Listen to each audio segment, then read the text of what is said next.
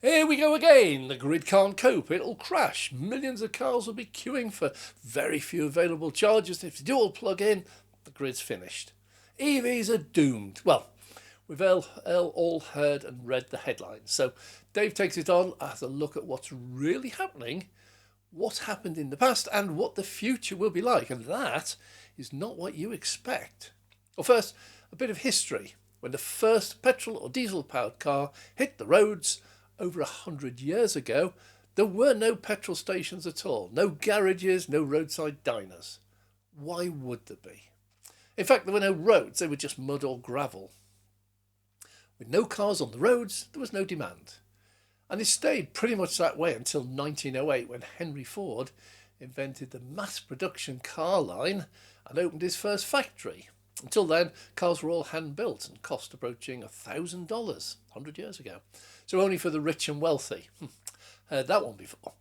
With mass production, the price tumbled to around $250, making it affordable to many more people. So the car industry was born. We don't often look back and see how growth had proceeded. Obviously, most of us weren't around at the time, but let me give you some context in the UK. Well, in 1895, there were about a dozen cars on the UK roads. A dozen. Not a single petrol station. Oh, they must have been fun days. No tarmac roads, mostly mud and gravel. Well, by 1900, that had increased to about 800 cars, but still no petrol stations and no tarmac.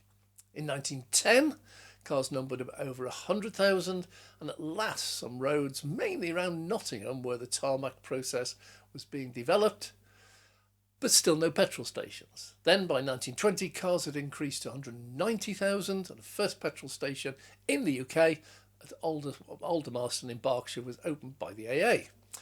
Progress advanced rapidly after that until by 1930 we'd exceeded 1 million.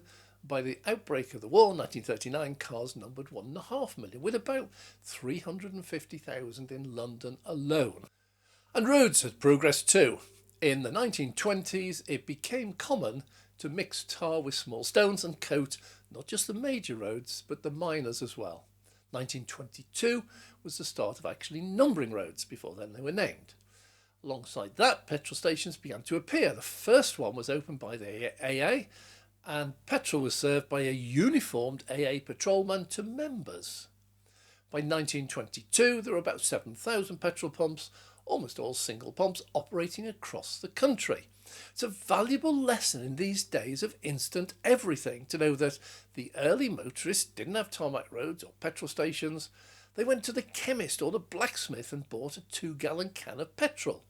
Oh, those were the days.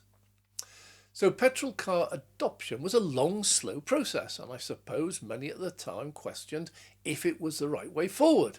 After all the stables and saddlers and furriers and stud farms, they would likely be put out of business, crashing the economy. In America, there was a bitter rivalry with city dwellers adopting cars, huge numbers, while out in the ranches, the cowboys on horseback laughed at them. Let them follow me up this mountain pass and across this river, they scoffed. Well, it seems people negative to progress is not such a new thing then. Well, back to today and EVs. If we take mass production of EVs to have started around 2016 in the States and 2017 here in the UK with the arrival of the Model 3, then we are still very much in the pioneering phase. Yeah, I know there were other EVs before this, but not in mass production. Nissan Leafs totaled just 47,000 worldwide ever in 2017 versus Tesla selling 76,000 in a single year, and the following year 109,000. This is a totally different league. Well, batteries for the early EVs were from laptops and mobility scooters and handheld power tools, so were not ideally suited for use in EVs. But that has changed over the years, and the modern batteries are built specifically for EVs and are a huge improvement in every single way. So charging is constantly evolving. One time EVs had a maximum charging speed of 50 kilowatts or less, so the chargers were 50 kilowatts or less. Today, we have 350 kilowatt chargers as a standard for many charging networks like GridServe and Fastnet. Well, along with that growth has come home charging. Today, chargers are available for just a few £100 and top up most EVs overnight on reduced off-peak rates. So what next? Well, there are limitations with home charging. Well, simple one is many people cannot do it. If you live in a block of flats and there's no charging nearby, you can't do it.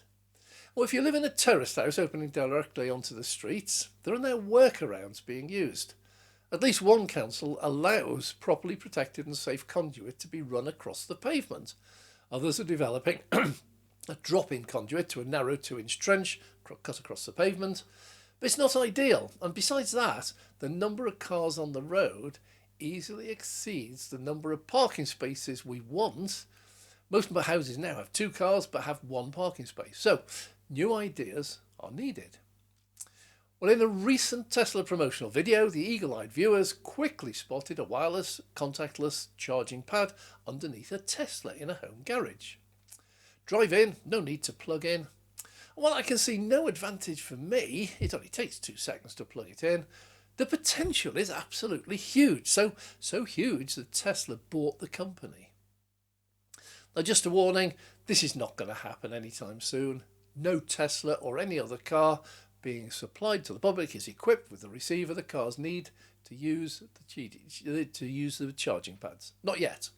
But it looks like at some time it will. Charging EVs will definitely not be the same in 10 years' time. Well, if not for me, who is the wireless charging for? Well, the opportunities are endless. If the biggest problem with existing chargers is that the cables wear out and the plugs get broken or left on the floor, get rid of them.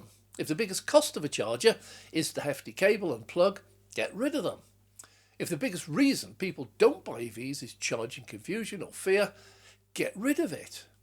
Just pull into a charging bay, and like Tesla, the cost of charging will automatically be deducted at the end of the session when you drive off. Well, for bus companies, their problem was getting drivers to plug in when they finish their shift. Well, simply put charging pads in the bus park and the driver can no longer forget. What about robo-taxis? With no driver, how do they plug themselves in? Well, don't bother, just install a wireless pad.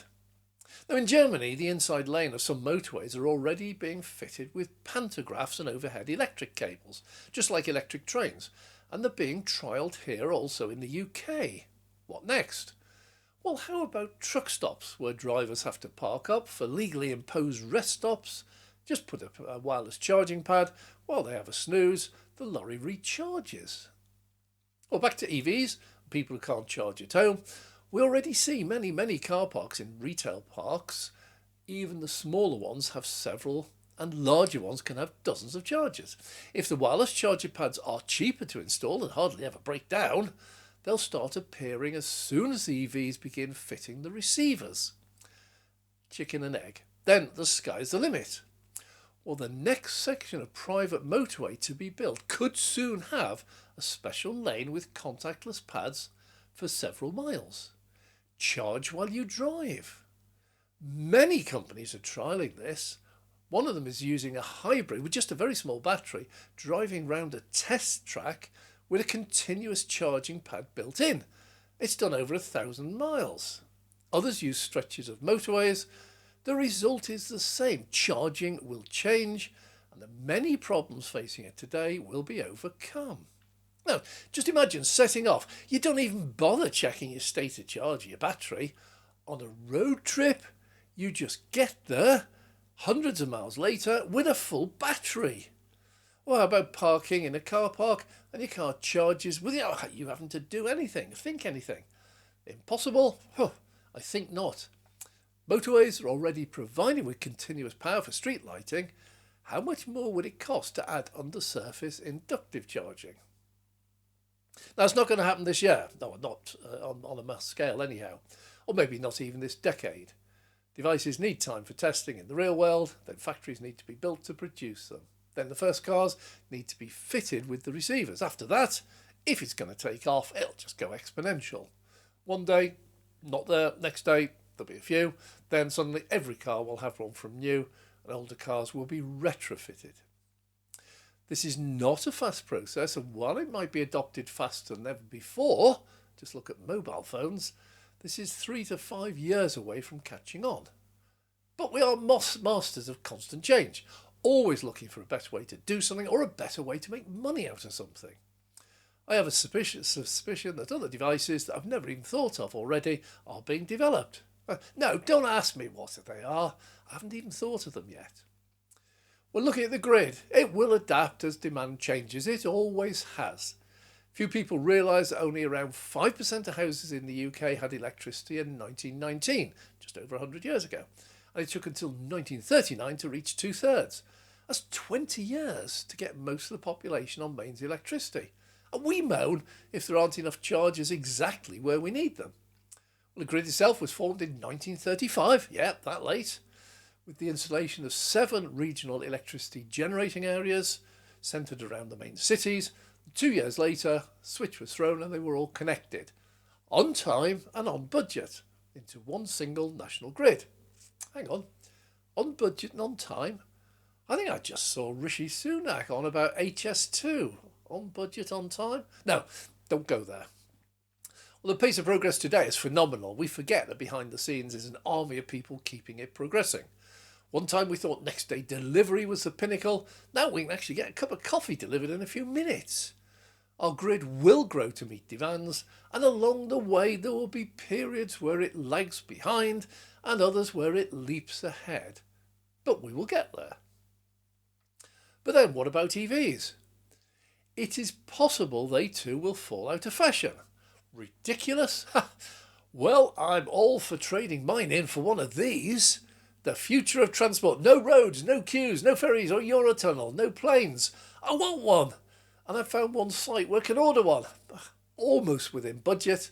I tell you, if these get down into sensible pricing, the days of using roads is well and truly over. What's this got to do with the grid? Probably absolutely nothing. But if these take off, oops, pun intended, then neither will EVs.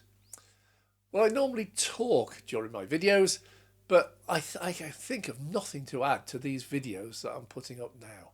Thank you very much for watching. Please subscribe, etc. And please continue watching for as long as you want. These are the future. I want one, and I'm Dave.